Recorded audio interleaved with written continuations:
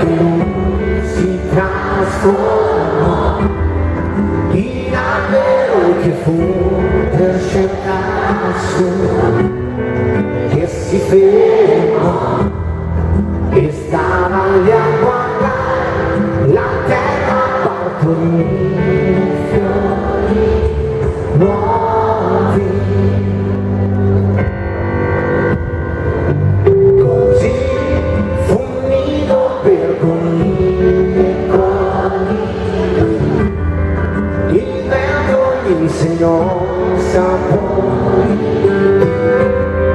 di resina e di miele selvatico,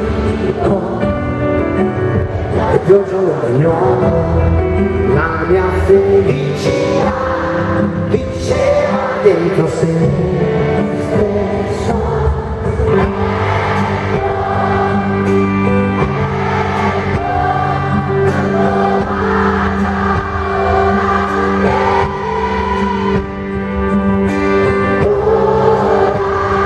Che sto bene e che ho tutto il tempo che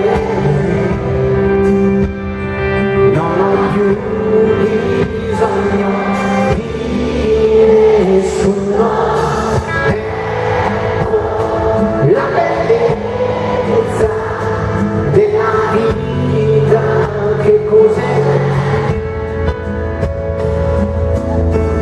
Un giorno passarono due occhi di fanciulli, due occhi che avevano rubato al cielo